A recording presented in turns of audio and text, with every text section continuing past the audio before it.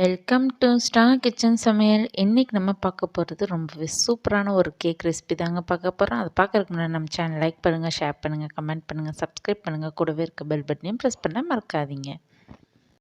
இன்றைக்கி பார்த்திங்கன்னா நம்ம செய்யக்கூடிய இந்த கேக் ரெசிபி ரொம்பவே குழந்தைங்கள்லேருந்து பெரியவங்க வரைக்கும் எல்லாருக்குமே ரொம்ப பிடிக்கும்.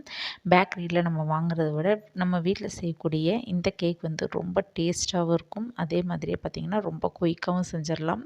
இப்போ நம்ம செய்யக்கூடிய இந்த கேக் ஓவனில் நம்ம செய்ய போகிறது கிடையாது, பணியாரக்கல்லில் தான் செய்ய போகிறோம். ரொம்ப குயிக்காக செய்யக்கூடிய இந்த கேக் ரெசிபியை எப்படி செய்யலான்னு பார்க்கலாம். இன்றைக்கி நம்ம செய்யக்கூடிய கேக் பார்த்திங்கன்னா மினி ஜிப்ரா கேக் தாங்க செய்ய போகிறோம். அதுக்கு தேவையான பொருட்கள் என்னென்னு பார்க்கலாம். ஃபஸ்ட்டு ஒரு மிக்சிங் பவுல் எடுத்துக்கோங்க. அதில் 1 கப் அளவுக்கு மைதா ஆட் பண்ணிக்கோங்க. அதில் 1 கப் அளவுக்கு பவுடர் சுகர் ஆட் பண்ணிக்கோங்க. சுகரை பவுட்ரு பண்ணிவிட்டு நீங்கள் ஆட் பண்ணிக்கோங்க. அப்போ தான் அதோட மெஷர்மெண்ட் நம்மளுக்கு கரெக்டாக இருக்கும். இப்போ பார்த்திங்கன்னா அது கூட ஒரு அரை கப் அளவுக்கு ஆயில் ஆட் பண்ணிக்கோங்க. பதிலாக பார்த்திங்கன்னா நீங்கள் பட்டர் வேணால் ஆட் பண்ணிக்கலாம். ஆனால் ரீஃபைண்ட் ஆயில் தான் ஆட் பண்ணணும். எந்த ஃப்ளேவரும் இல்லாத ஆயிலாக ஆட் பண்ணிக்கோங்க.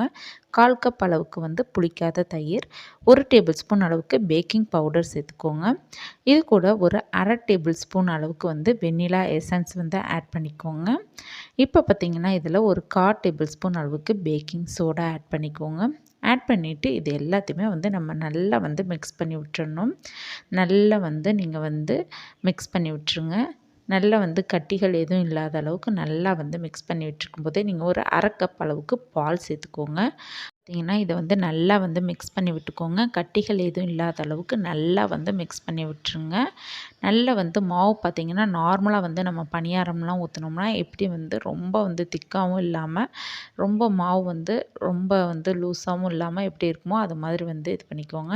இப்போ நம்ம மிக்ஸ் பண்ணி வச்சுருக்கக்கூடிய மாவுலேருந்து ஒரு 4 டேபிள் ஸ்பூன் ஒரு தனியாக ஒரு பவுலில் எடுத்து வச்சுக்கோங்க. இதில் நீங்கள் காஃபி பவுடர் வேணாலும் ஆட் பண்ணிக்கலாம். அப்படி இல்லைன்னா நீங்கள் கோகோ பவுடர் வேணாலும் ஆட் பண்ணிக்கலாம். 1 டேபிள் ஸ்பூன் அளவுக்கு நான் இன்றைக்கி கோகோ பவுடர் ஆட் பண்ணியிருக்கேன். கோகோ பவுடர் இல்லாதவங்க காஃபி பவுடர் யூஸ் பண்ணிங்கனாலும் இதோட டேஸ்ட் ரொம்பவே நல்லாயிருக்கும். இதை தனியாக மிக்ஸ் பண்ணி எடுத்து வச்சுக்கோங்க.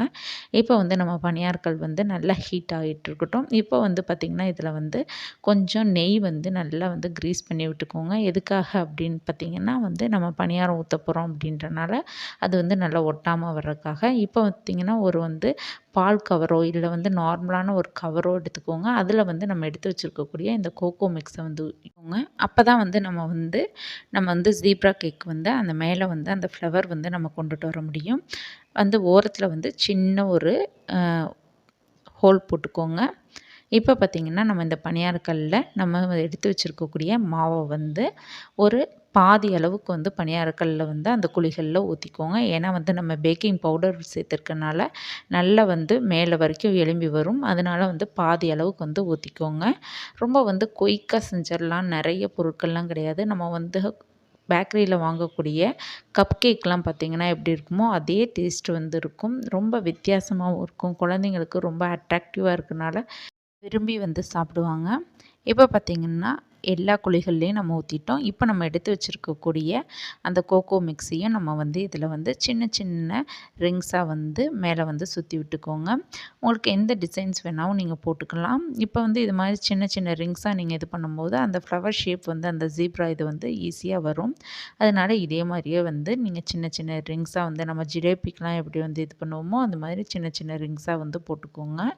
இது மாதிரி எல்லா இதுலேயும் இப்போ பார்த்திங்கன்னா எல்லா இதுலேயுமே நம்ம இது மாதிரி ரிங்ஸாக சின்ன சின்ன ரிங்ஸாக போட்டுட்டோம். இதுக்காக தான் இதை கோகோவோ இல்லை நீங்கள் காஃபி பவுடர் கூட இது பண்ணிக்கலாம். இது மாதிரி ஓரங்களில் சின்ன சின்ன கோடு மாதிரி நீங்கள் இழுத்து விட்டிங்கன்னா அது ஒரு டிசைனாக ஒரு ஃப்ளவர் மாதிரி வந்துடும்.